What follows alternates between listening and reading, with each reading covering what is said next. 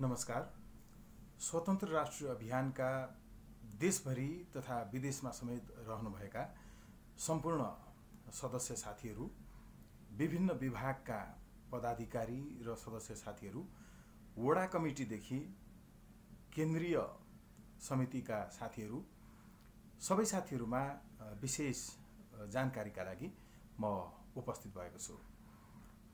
साथीहरू, स्वतन्त्र राष्ट्रिय अभियान मात्र संसारको सबैभन्दा पहिलो र हालसम्मको एक मात्र यस्तो राजनैतिक वैचारिक संगठन हो जुन संगठनको कुनै पनि तहको कार्य समितिमा रहेर नेतृत्व गर्नका लागि जनतालाई पारदर्शिताको प्रत्याभूति प्रदान गर्न र आफू समेत इमानदार बन्नका लागि सम्पत्ति विवरण हाम्रो वेबसाइट incnepal.com मा सार्वजनिक गर्नुपर्ने व्यवस्था छ।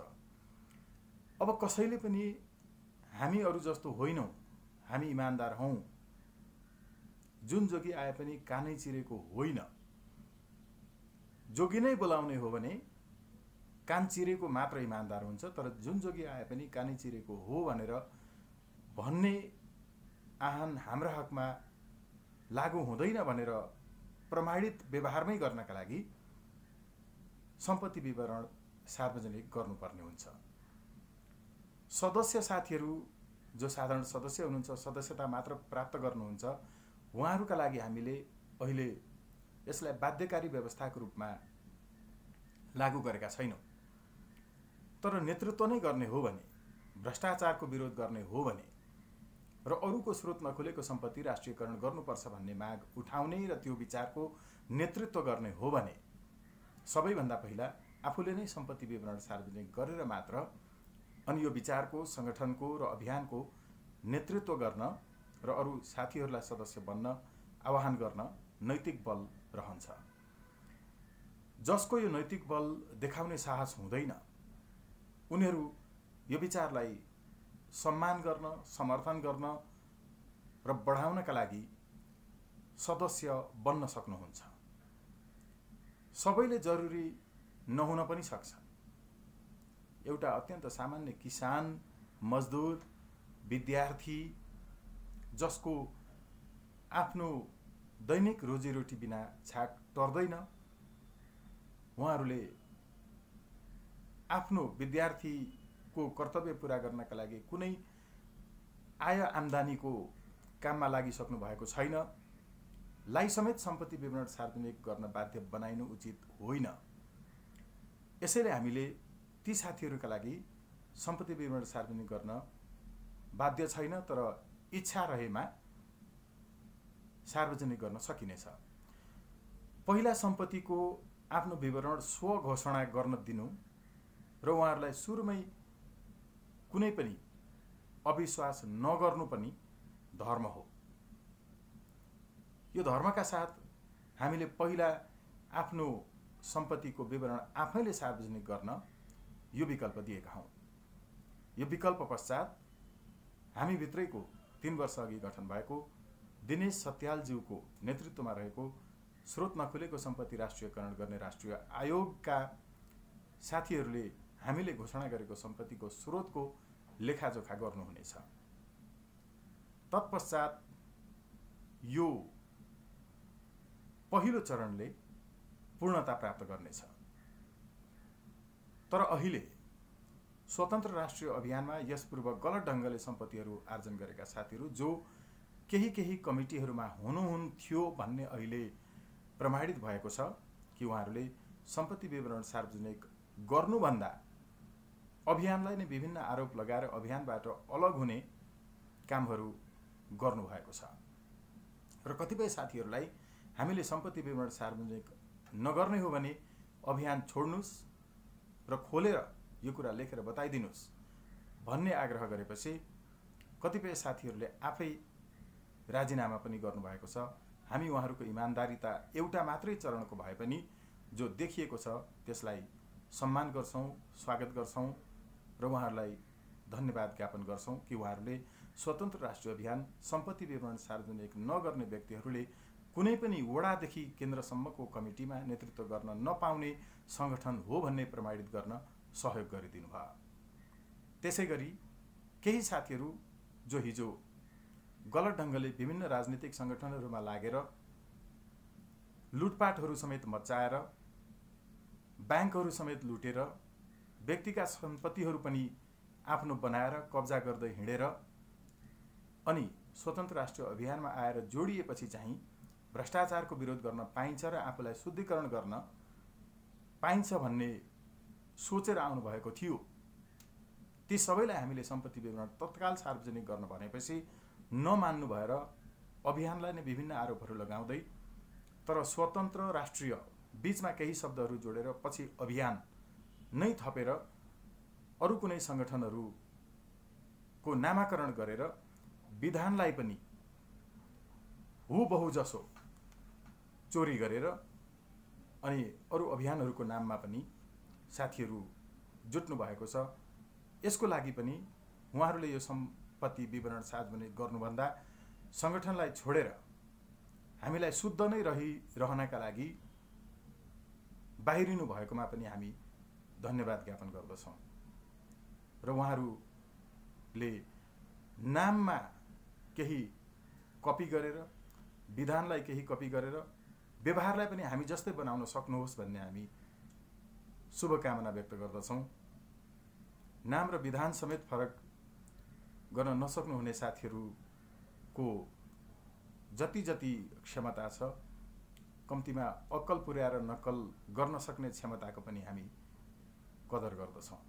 र साथीहरू सबै स्वतन्त्र राष्ट्रिय अभियानमा रहनुहुने साथीहरू जसले सम्पत्ति विवरण अहिलेसम्म लगभग 200 को सङ्ख्यामा हामीले अपडेट गर्न नभ्याएको समेत गरेर 300 जतिको सङ्ख्यामा सम्पत्ति विवरण सार्वजनिक गर्ने साथीहरूले अरू पनि सम्पत्ति विवरण सार्वजनिक गरेका साथीहरूलाई मात्र कमिटीमा राखेर कमिटीहरू निर्माण गर्नका लागि पनि हामी आह्वान गर्दछौँ।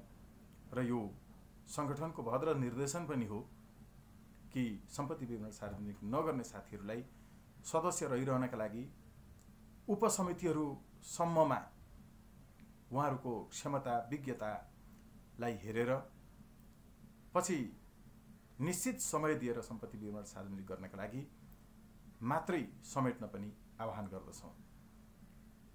हामीले सङ्ख्या जरुरी छ, ठुलो सङ्ख्यामा यो विचारमा साथीहरूलाई सहमत गराउँदै जोड्नु पनि जरुरी छ। तर यसो भन्दैमा गलत साथीहरूलाई कन्भिन्स गरेर अब चाहिँ सुध्रने मौका दिएर सुध्रने प्रतिबद्धता भएपछि मात्रै जोड्नका लागि पनि आह्वान गर्दछौँ। र साथीहरू दृढतापूर्वक निरन्तरतापूर्वक र अत्यन्त प्रतिबद्धता र कटिबद्धतापूर्वक सङ्गठनले नेपालको इतिहासमै नयाँ विचार जो सबैले देख्न सक्नुहुन्छ सर्वोच्च अदालतको रेकर्डमा कि हामी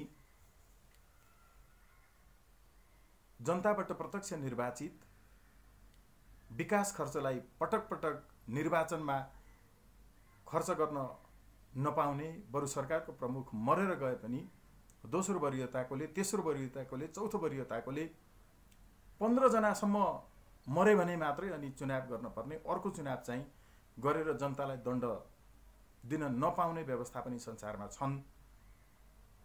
त्यस्तो निर्वाचनको प्रणाली होस्, जनताले राइट टु रिजेक्ट प्राप्त गर्न सकुन्, पार्टीहरूले गलत व्यक्तिहरूलाई उम्मेदवार बनाउँदा उम्मेदवारलाई बहिष्कार गर्न सकुन्, जितेर गएपछि भनेको काम नगर्नेलाई फिर्ता बोलाउन पाउने राइट टु रिकलको प्रयोग गर्न पाउन्, महाभियोगको व्यवस्था हुने छ नै। यो विचारको विचारोपण उन्नत लोकतन्त्र र प्रत्यक्ष प्रजातन्त्रको जो हो, हामीले सर्वोच्च अदालतमा रिट दायर गरेर स्थापित गराइसकेको तर सरकारले निर्देशनात्मक आदेश समेत नमानेको यो उन्नत विचार त्यति बेला राख्दाखेरि हामीलाई हेरेर हाँस्नेहरू अहिले तिनै विचारहरूलाई हाम्रो विचार हो भनेर आइरहनु भएको छ। उहाँहरूलाई पनि धन्यवाद छ। हामी यसमा सन्तुष्टि व्यक्त गर्दछौँ र यो विचारलाई स्थापित गर्नका लागि, भ्रष्टाचार रहित समाज निर्माण गर्नका लागि पहिला आफू नै सम्पत्ति विवरण सार्वजनिक गर्न नचाहेर संगठनबाट बाहिरिनु भएका साथीहरूको भड्काउमा नलाग्नका लागि पनि आह्वान गर्दछौँ। असल विचारमा जोडिनु हुनका लागि सबैलाई हामी विनम्रतापूर्वक अनुरोध पनि गर्दछौँ। यति बेला स्वतन्त्र राष्ट्रिय अभियानमा हामीले ल्याएका विचारहरूलाई अरू दलहरूले आफ्नो विचारको रूपमा पुञ्जीकृत गर्दै हामीलाई त्यति बेला जिस्काउनेहरू अहिले तिनै विचारहरूलाई आफ्नो विधानमा राख्दै पार्टी समेत दर्ता गर्दै अगाडि आइरहेको सन्दर्भमा पनि हामी खुसी नै व्यक्त गर्दछौँ। तर हामीले यो विचारलाई जति लामो समयदेखि संस्थागत गरिआएका छौँ यसलाई अझ औपचारिक रूपमा राज्यका निकायहरूमा पनि दर्ता सर्वोच्च अदालतमा त हामीले गराएका छौँ नै। कसैले पिएचडी गर्न चाह्यो भने पनि त्यो इतिहासलाई उल्लेख नगरिकन उनीहरूको पिएचडी समेत पुरा हुन सक्दैन, जो लिखित रूपमा दस्तावेजीकृत बनेर बसेको छ। अब चाहिँ यसलाई साँच्चै सुरुदेखि नै भनेका छौँ कि राजनीतिक वैचारिक सङ्गठन हो, सम्पत्ति विवरण सार्वजनिक नगर्नेहरूले नेतृत्व गर्न पाउनुहुन्न। पारदर्शिता सबैभन्दा ठुलो कुरा हो। सकिन्न भन्ने समर्थन जनाएर बसिरहन सबैलाई सदस्यता प्राप्त गरेर जोडिन स्वतन्त्रता छ नै, तर नेतृत्व गर्नका लागि चाहिँ यो अनिवार्य हो।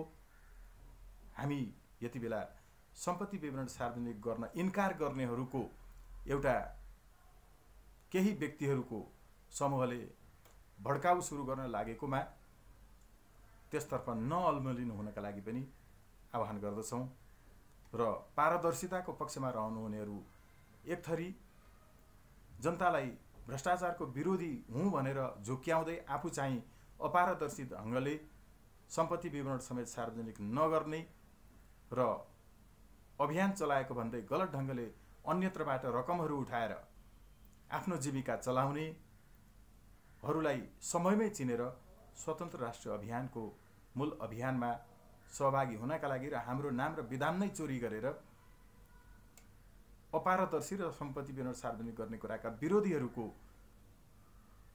झुक्क्यानमा परेर नझुक्किनु हुनका लागि पनि हार्दिक आह्वान गर्दछु र साथीहरूको सल्लाह सुझाव प्रतिक्रियाका लागि विनम्रतापूर्वक निवेदन गर्दछौँ र सदस्य बन्न चाहनुहुने साथीहरूले incnepal.com भिजिट गरिदिनु हुन पनि हार्दिक आह्वान गर्दछौँ।